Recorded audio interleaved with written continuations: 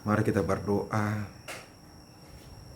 Tuhan, Engkau adalah Allah yang bisa membimbing kehidupan kami, kemana arah yang perlu kami harus melangkah. Dan hari ini kami mau menyampaikan arah hidup kami ke dalam tangan Tuhan melalui firman-Mu. Buka hati dan pikiran kami, Roh Kudus-Mu menyertai kami. Dalam nama Yesus Kristus kami berdoa. Amin. Shalom Bapak Ibu Saudara-saudaraku yang dikasihi Yesus Kristus. Selamat bertemu kembali. Setelah kemarin kita mendengarkan firman Tuhan, hari ini juga kita akan mendengarkan firman Tuhan. Dan mudah-mudahan sampai selama-lamanya kita akan mendengarkan firman Tuhan. Karena hanya di dalam firman Tuhan kita akan hidup dan kita akan mendapatkan sukacita dalam hidup ini. Amin. Firman Tuhan yang menjadi renungan bagi kita pada hari ini yaitu yang terambil dari Mazmur pasal yang ke-25 ayat yang ke-8. Dikatakan demikian, Tuhan itu baik dan benar, sebab itu Ia menunjukkan jalan kepada orang yang sesat. Tuhan itu baik dan benar, sebab itu Ia menunjukkan jalan kepada orang yang sesat. Demikianlah firman Tuhan. Bapak Ibu Saudara-saudaraku yang dikasihi Yesus Kristus yang diberkati Tuhan, hari-hari belakangan ini ada begitu banyak hal yang mau mengajak kita untuk menjalani kehidupan tetapi kepada arah yang salah. Ada begitu banyak pilihan-pilihan yang mau disampaikan dunia ini kepada kita supaya kita mau mengikutinya. Dan saudara-saudara, biasanya hal-hal yang ditawarkan oleh dunia ini secara umum itu menyesatkan kita dan menjauhkan kita dari jalannya Tuhan. Mari lihat dalam banyak hal kegiatan-kegiatan kehidupan manusia. Ada begitu banyak upaya-upaya untuk supaya kita boleh meninggalkan Tuhan. Misalnya kalau ujian, masuk PNS, atau kegiatan-kegiatan yang lain selalu dilakukan pada hari Minggu. Ada banyak kegiatan-kegiatan yang dilakukan selalu hari Minggu. Dan banyak orang-orang Kristen harus meninggalkan gereja, harus meninggalkan persekutuannya kepada Tuhan.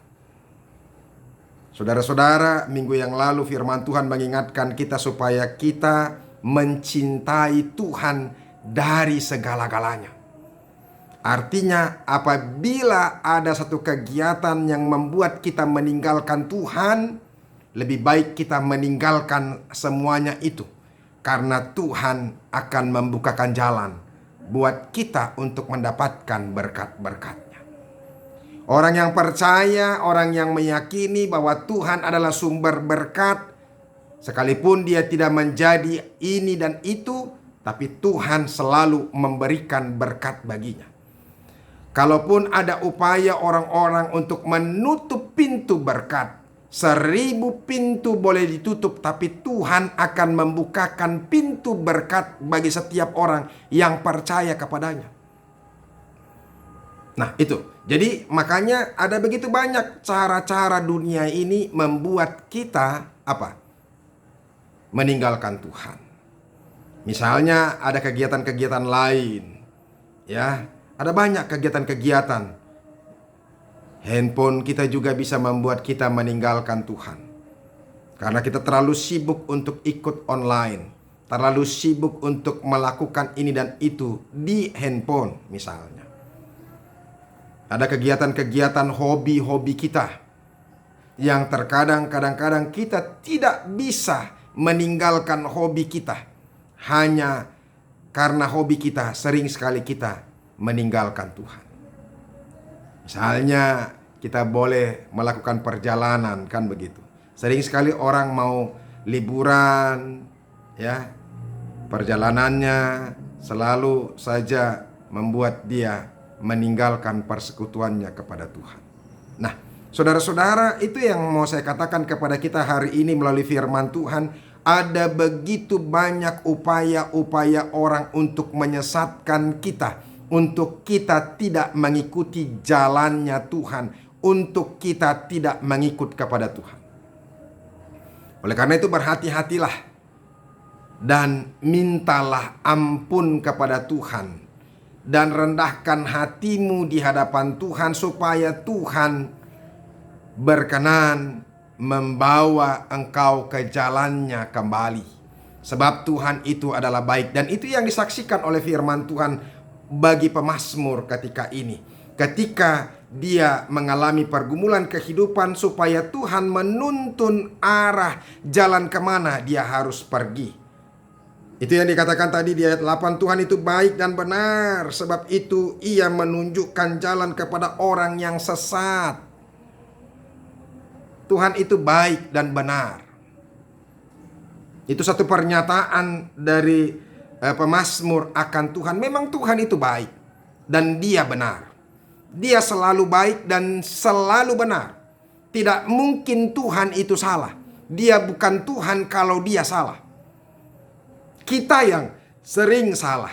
Mungkin ada banyak manusia yang merasa bahwa dia adalah orang yang pintar, sehingga dia banyak memprediksi banyak hal. Tetapi ingatlah, belum tentu kepintaran manusia itu bisa tepat. Dan sering sekali kepintaran manusia itu justru membawa kepada kesesatan. Hari ini saudara-saudara, Tuhan mau menyatakan bahwa dia itu adalah baik. Dan dia benar. Makanya dia mau menuntun kita, mengajak kita ke jalannya yang benar. Dia katakan, sebab itu ia menunjukkan jalan kepada orang yang sesat. Dia akan menunjukkan jalan kepada orang yang sesat. Orang yang sesat yang bagaimana? Orang yang sesat yang menyesali dirinya, menyadari akan dosa-dosanya. Ada 3 hal sebenarnya yang harus dilakukan oleh orang-orang yang sesat di jalan misalnya. Yang pertama, bertanya kepada orang mana jalan yang benar. Itu yang pertama. Sekalipun saudara-saudara itu bisa membuat kita juga tersesat, karena ada banyak orang yang menunjukkan arah yang salah. Bisa kan? Ada juga orang yang sengaja menunjukkan arah yang salah. Aneh ya kadang-kadang ya. Tapi itulah keadaan yang bisa terjadi. Ada orang yang sengaja menunjukkan arah yang salah supaya dia tersesat. Nah, ini juga lebih parah lagi kan? Ya. Yang kedua, saudara-saudara, mencari petunjuk atau arah yang benar. Ini juga saudara-saudara bisa salah. Karena ini adalah upaya daripada manusia, upaya daripada kita sendiri. Mencari arah petunjuk yang benar. Petunjuk itu hanya ada melalui Tuhan. Tuhan akan tunjukkan jalan yang benar. Itu yang dikatakan oleh firman Tuhan. Dan yang ketiga, saudara-saudara, dari orang-orang yang sesat yang mau melakukan yang benar, yaitu kembali ke titik awal tadi. Kalau kita sudah tersesat, masuk ke arah jalan yang salah, maka kita harus kembali ke jalan yang tadi. Lebih baik kita terlambat, pulang ke jalan yang tadi, memulai arah yang baru.